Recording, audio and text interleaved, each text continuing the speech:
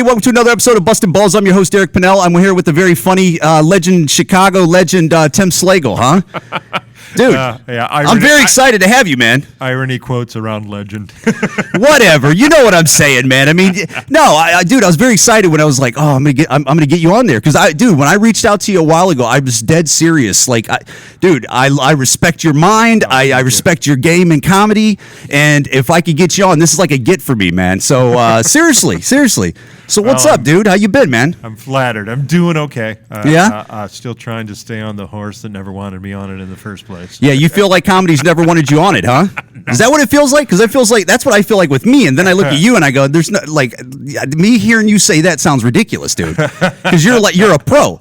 Like you're a pro, and you've been doing this for how many years? I mean, how many years you've been doing comedy? I mean, it's got to be. I don't like to say it much. I just hit 40. I just hit my 40 years in comedy. 40 years since the first Dude, time I didn't even know. I hate to say it. You must have started when you were young then, right? Yeah, I was pretty young. How old were you? You were probably like 22.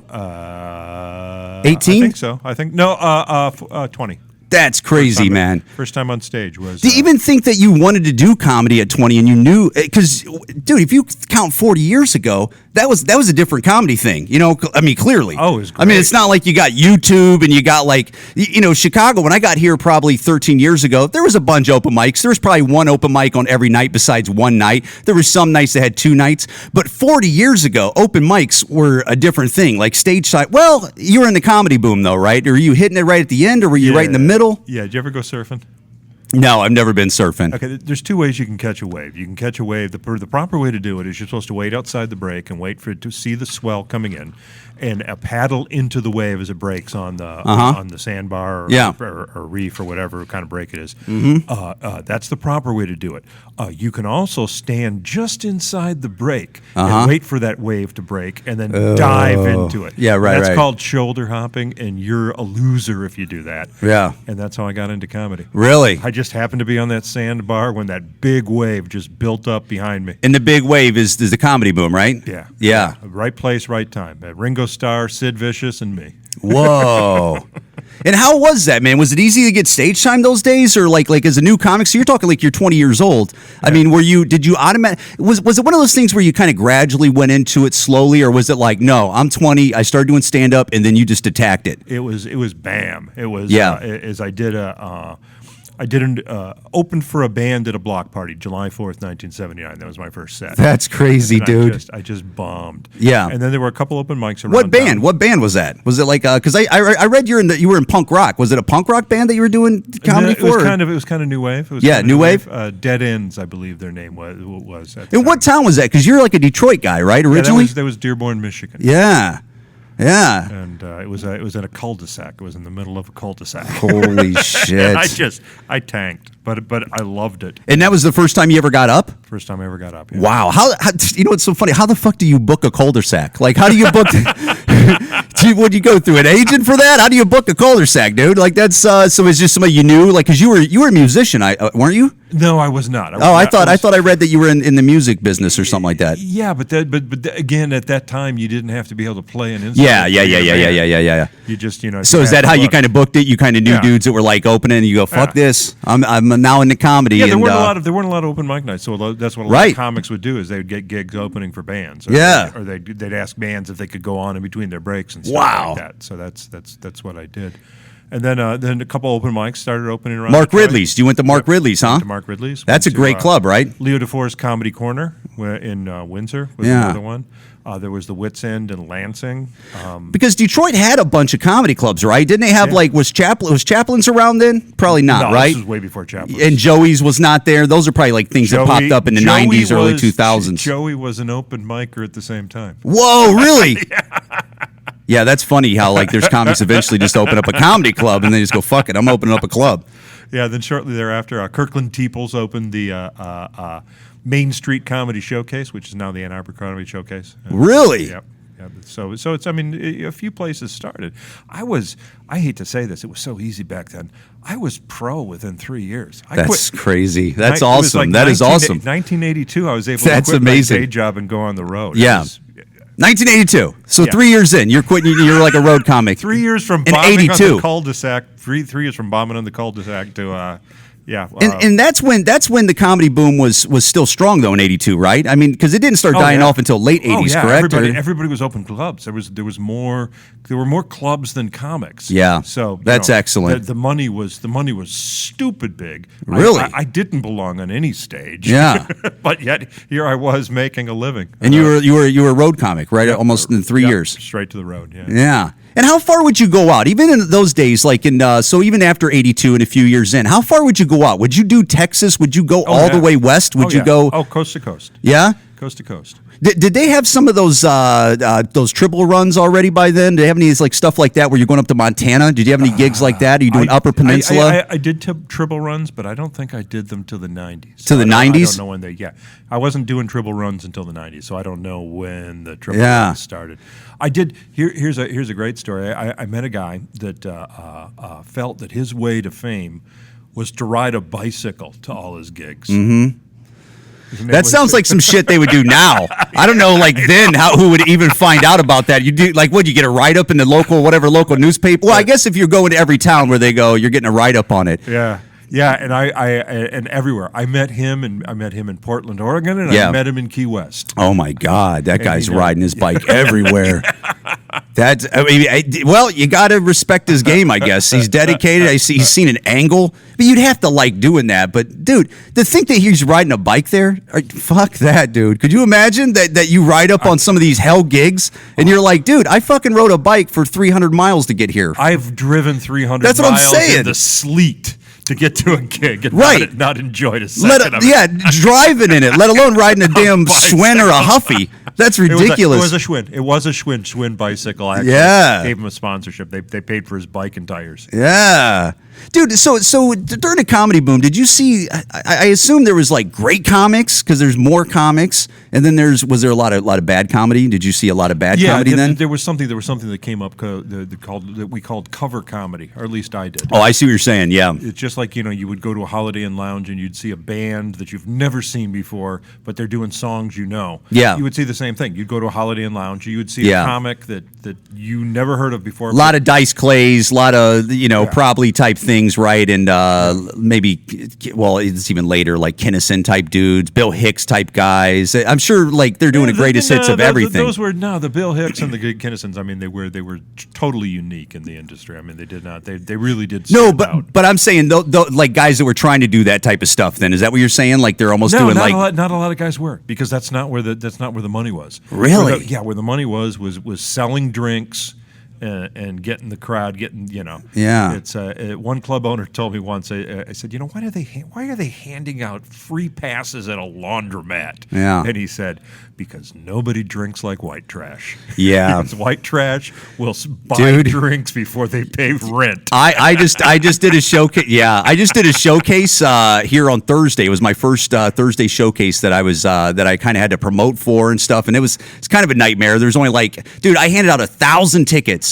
And 36 people showed up, like in this whole area. And I literally went door to door at these stores. And I remember there was a couple laundromats I'd walk up on, and I said, "Fuck that, I'm not going in there," because they look pathetic, dude. Even now, this is 2019. I look at them, I go, "These people are fucking broken in here," Well, with China sending us washing machines, I mean, you got to be pretty damn poor not to have your own washing machine, dude, nowadays. Yeah, but I literally last week I was handing out free tickets, and I looked at. I haven't been. Oh, dude, you know what? I went the last time I was at a laundromat was probably 10 years ago on the north side. It was gross. I used to go to a laundromat on the north side where it had roaches in the washers. Like you'd wash your clothes and like throw them in there, and they go, "There's dead roaches in there." You go, "This place is screwed."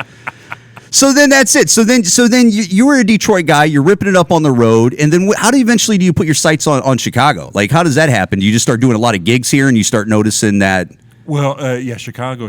Just I sat down with another comic. I can't remember, and I'd have to sit down and count. I don't remember the exact number, but we sat down and we figured out that there was somewhere around 70 full-time rooms within a 2-hour drive of Chicago. Right, and I mean Tuesday through Sunday. That's or Monday wild. Through Saturday. Paid gigs too. Yeah, yeah. That's crazy. I don't know the exact number, but there were a lot. Mm-hmm. Could have been 40, could have been, but whatever. It was a lot like that. That's a lot. 40's a lot, man. Within 2 hours, right? And I realized, I could actually have a home. Yeah. Yeah, I know. Yeah. I would not have to, at the time I was just living, eating all the meals off the front passenger seat of my car. Oh my God. And, my home was, the answering machine I kept at my parents' house. Really? So you were you were on the road the whole time. Road, yeah. You're like a truck driver. You're over the road, man. Pretty much, yeah.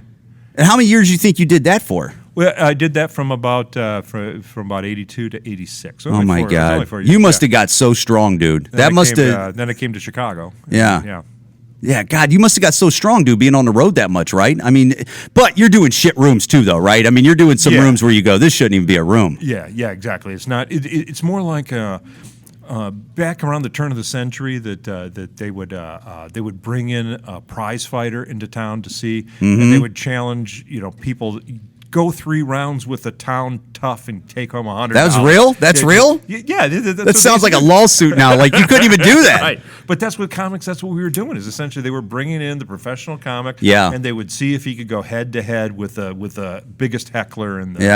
And that's really. Oh yeah, that's what some of the rooms were. It was dude, I've heard stories like because it was towards the end right there where you were getting in it, but like I've heard there was like discos that would have like like a dance place where they're dancing and they would have comedy like right there, and then as soon as you're done they'd kick on the music. You ever do any like hell gigs like that? You ever do any? There was a place here in town where they stopped the music at 4 a.m. Oh my God! And did a show. Jesus. Because I think it was one of those places that had a 24-hour liquor license, but they had to, for a half hour they had to take the liquor off the table. So from 4 what a stupid rule. I get it, but it's like, what are we doing here? This is ridiculous. So to keep people there, so that during the lull, they would do comedy from 4 a.m. to 4:30. Oh, really? Yeah, just to keep people there and stuff like that. And it's like, push and pause. That was one I never did. Dude, 4 a.m. in the doing comedy? Yeah. Oh my God! To people that are waiting for the liquor to start getting served again, and they're either super rowdy or they're super just fucked up, and at the end of their there were a lot of gigs too. They wanted to get people there early, so they would have a comedy show right before they started doing the disco. Yeah, it was a way, at that point we were essentially the meatballs on the happy hour buffet at that point. Yeah. It was, Any rough rooms like over the years that you remember where you're like, dude, this room's like got me on my toes? You ever have any stuff like that? Yeah, there was a couple. I got beat up. I got beat up outside a room in Maryland. You got beat up outside of a gig? Yeah, a couple of Marines. Yeah, Marines beat you up? It was my fault. Why? What do you think in a nutshell? Why? Because you said some smart shit back to them or something like that, and they were like, we ain't having that. Yeah, it's I had long hair at the time. They're like, when the last time you got a haircut? Yeah. And I go, probably about the last time that you visited the dentist or read a newspaper. Oh, my God. What town was that? That's Maryville. Oh, my God. Maryville, Indiana, man. Right over the border of Chicago. How much longer did it take for you to go back to, do you ever do that gig again? Oh God, yeah. It's not like those guys would be back there again, like waiting for you. That was actually a great gig. Yeah, it's leveled now. The entire hotel. Yeah, that's what was that? The Star? What was that place called? Yeah, Star Theater. Yeah, the Star Theater. Star Hotel. Yep. Yeah, and it was Wisecrackers. I did Wisecrackers about maybe 8 to 10 years ago. Is the one I did there, but they had a room there. But you're talking about you did the big room. No. I did do the big room. I opened for several bands there. Yeah. No shit. What bands would you open for like there? Do you remember those bands? Foreigner. You opened for Foreigner? What year was that? REO Speedwagon. Hold on. What year was Foreigner? Because dude, I heard Foreigner barely has any members. It was like the 90s. But dude, that's when Foreigner was still fucking. I remember. No, they had downsized because it wasn't an arena. Yeah. They had downsized from their arena side. Yeah, but dude, they were huge. I remember when when did Jukebox Hero come out? That was fucking huge, man. I was a little dude then. That was probably 83, 84, something like that, 80, something like that. But that was actually the first comedy club I did in the Chicago area was in Maryville. They had been doing comedy. They did comedy there for like probably close to 30 years at least. Wow. And now there's nothing there. Nothing there. It's leveled. Yeah. It's leveled. Yeah. Isn't that crazy? Do you think rooms are do you think more rooms are closing now, or do you think there's just more independent rooms now where it's like, there's not so much comedy clubs, it's just some it's two-tiered. You've got the actual clubs, and they're all corporate now. They're all Funny Bone, 300 seat, Improv, nice and shiny. Yeah. full service menu And I feel like they're going through all the same booker or something, because on every calendar, and I know, the funny people are going to be on those calendars, but dude, you'll see certain clubs where it's just like they're the same comic at every club. They must have the same booker or something like that, or it goes to the same agent or something. It's all their managers and agents now. Yeah. It's the clubs deal directly with the agents, and it's hard to get booked in them if you're not with the agency. So what other bands you open up for? Because how is that opening up for a band, dude? Because is that crowd like they're like, what the fuck's this guy doing? At that point, they were already, they were no longer in the arena mode. Yeah, they were already, they had downsized. Yeah, they're going back down to clubs and stuff like that, which is crazy. Yeah, so it was a theater, so it wasn't nonsense. There wasn't There wasn't pot being smoked in the room. Really? And stuff. It was pretty tame. Yeah, it wasn't. REO Speedwagon, was that the same concert? No, that was actually different. There were two different shows there. No shit. Are you excited? Like somebody like me, like even now, if I had to open up for Foreigner, I'd be calling all my family and going, I'm opening up for Foreigner. There's no original members. No, Mick Jones isn't in there, man. But at the time, are you excited about that? No, at the time I was a little bit of a smart ass. So for me it was like total irony. Yeah. I'm okay. Can you believe I'm open for Foreigner? God, right. I can't believe that they're. What are they still making records? Yeah. How long did it take you to headline? How long were you featuring out there for? Were you featuring just for a few and then boom, you started headlining? Because dude, no, I started emceeing. They used to actually pay MCs. They used to pay MCs well. Really? This is the interesting thing. The money I used to make emceeing. Yeah. When I moved to feature, it was the same money. Really? And when I moved to headline, it was the same money. So really? It never changed. Because then it just got thinner, then, right? That's crazy. Yeah, basically, yeah. So I made I moved up the ranks, but I stayed. The money was exactly the same. But when I first started, headliners were making stupid money. Yeah, unbelievable stupid money. Yeah. What year was that? So you're saying 82 when you were starting out, 83, 84. The money was stupid. Like what? They're making like $1,500, $2,000. Because that's obviously a different. Going. Really, even more than that. They're making $2,000-$3,000. 5 digits. Wow. For nobody, for somebody that you'd never heard of. So they were cleaning up. People were cleaning up. Oh yeah, it was because it was a supply and demand, and also here's a little dirty secret of the our early club business. A lot of clubs had washing machines in the back. Why? Well, throw another load of 20s in. Oh, so you're saying they're laundering and shit through those things, huh? Yeah, cocaine was really popular at that part of. Yeah. So was coke? They always hear those stories, but did you see a lot of drugs going around in the early '80s and stuff like that at the doing comedy and at the clubs? Yeah, because a lot of clubs would encourage comics to do it because they had more cocaine than money. So. You hear those stories on like Lenny Clark type stories where like clubs were trying to pay you with coke. Yeah, that's what I'm saying. Yeah. That's crazy. Yeah, or they would. Could you imagine? I can't imagine that, dude. That what a world. That's what's crazy about this world now. How everybody feels like they're in danger and it's such a dangerous world. And then you just go back so many years, and even with the Me Too thing, dude. I've always said, it's not a good excuse, but like I've always said, the road gets creepy. Like when you're on the road, it gets a little creepy, man. You're out there drinking, it's nightlife, you're hanging around nightlife type of people, and Louis C.K. things are gonna happen. I'm not saying that's good. I'm not saying that that's what it should be happening, but to act like that shit doesn't happen when you mix in, nightlife, drugs. Here's the thing. It's okay, Louis C.K. Okay. Yeah. Did you hear a famous comic masturbated in front of two younger comics? I know. Really? Who was it? Doug Stanhope. Yeah. Oh yeah. Well, Stanhope. Right. Isn't that weird? You know what I mean? Yeah, that's weird. Nobody would. If it was Stanhope, it wouldn't have been a thing. I know. Oh, of course. Yeah, that's Stanhope. He does that sort of thing all the time. What is that? Is that because in all those, Doug Stanhope is a giant comedian and he has a lot to lose. Is it because Louis has more to lose, or it's just that wasn't really Louis' image? Like do you think people, because they thought of like Louis as like a father and like a Hollywood guy, and also he has more power for some reason? They're always and I get it, you should pay attention to the power, but they're always like aware of this, you have power, so that's something different, like they're holding it over your head. But to think that some comic is jerking off in front of other comics and stuff, like comics do creepy, people do creepy shit, and to think that even people that aren't comics aren't doing creepy shit. I saw James Inman doing it. Yeah, James Inman, right? Wow, no kidding. He goes, come on, we're going to the Peep Show. It's like, I don't know, James. No, come on, I'll buy. Where do you go to a Peep Show at? This was a few years ago. Oh, just a few years ago even, huh? Well, 10, 20. Yeah, that's a few. Yeah, I get it. Yeah. No kidding. And so he gives me a handful of quarters, and we go over there, and he gets a booth right across the viewing area from me. Oh my God! And it's like, is he? Oh, yeah, he is. Yeah.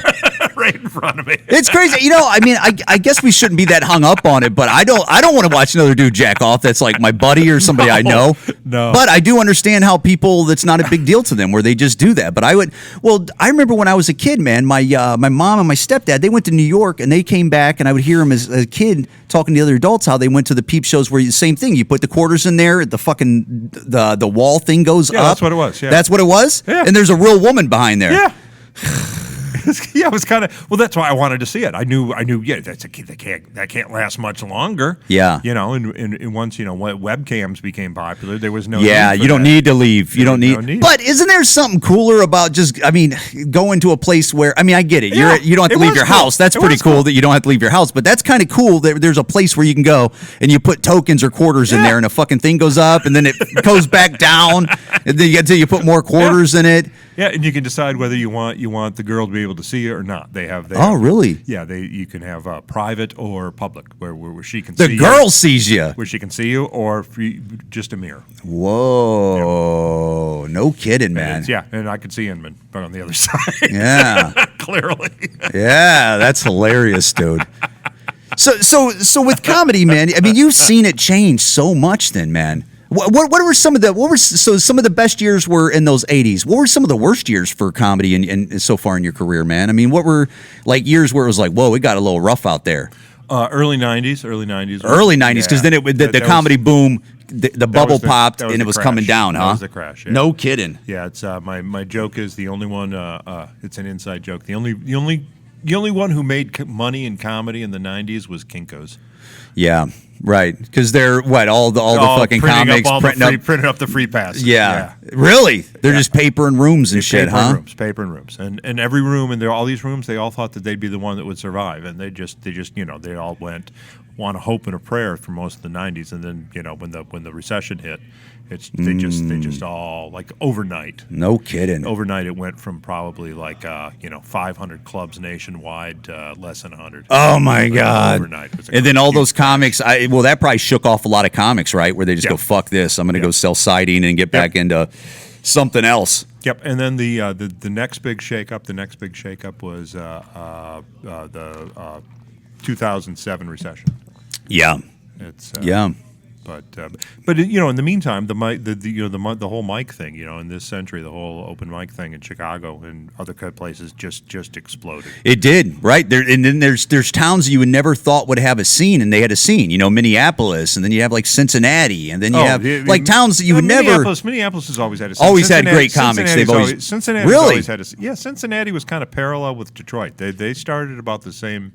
They started doing it about the same time. Really? So yeah, Cincinnati always had a scene, but like the second level towns like Peoria, and Grand Rapids, And originally, when I started doing it, they would pay you to go to those towns because they didn't have any locals. Yeah, it's now.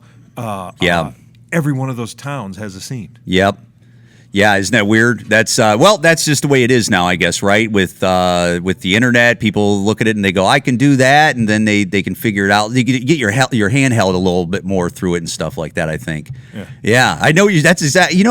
I noticed that also because like Madison, Wisconsin has like a scene now. Sure. But like 10 years ago, there was probably 3 comics there. I feel like maybe 4 or 5 comics. It didn't feel like a lot.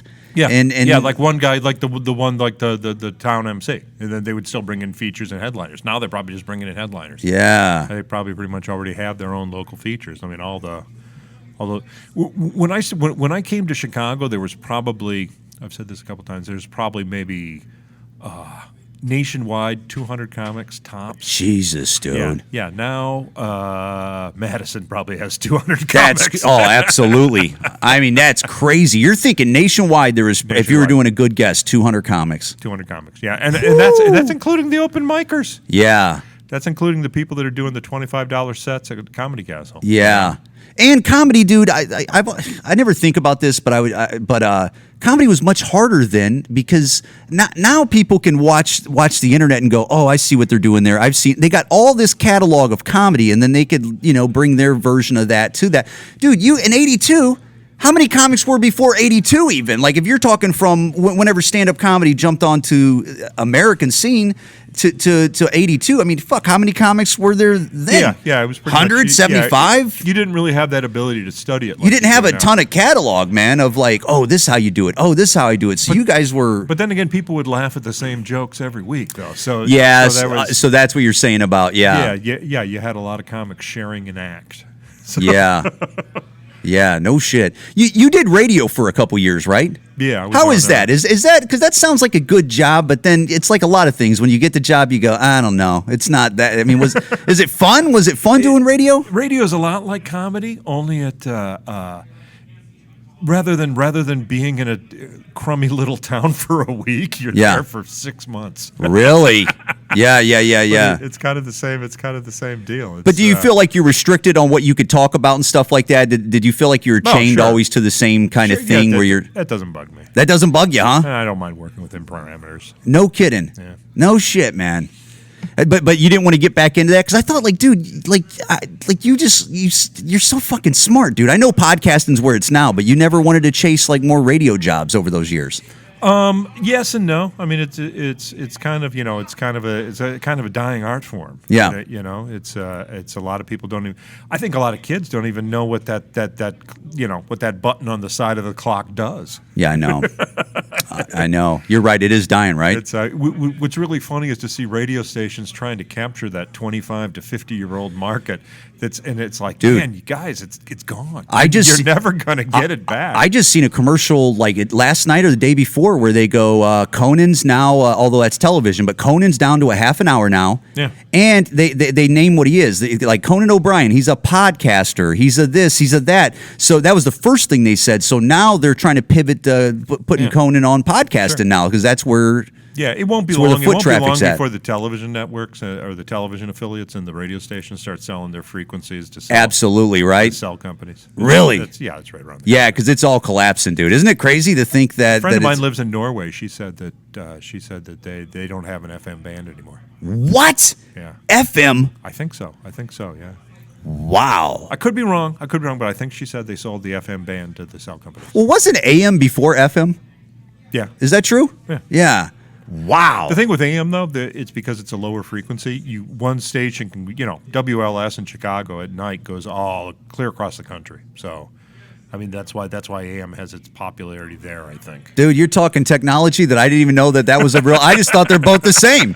I just thought they were both the same. I didn't know there's like I never heard those words before, man. Really? What, frequency? Yeah, frequency. I just thought AM, FM, it's the same thing. I just thought it was marketing where they're like, no, AM's for like talk radio and boring shit and religious and. Well, it's also a different modulation of the frequency they put the voice onto the frequency in a different fashion, which is why lightning will you can hear it on AM, lightning and like static and stuff like in power drills. Really? Whereas FM is real clear. If you're a fan of the Doobie Brothers, static at all. Yeah. FM. That's what that is? That's what they're talking about? Yeah, that's no static. Get the fuck out of here, man. By the frequency. That's awesome, dude.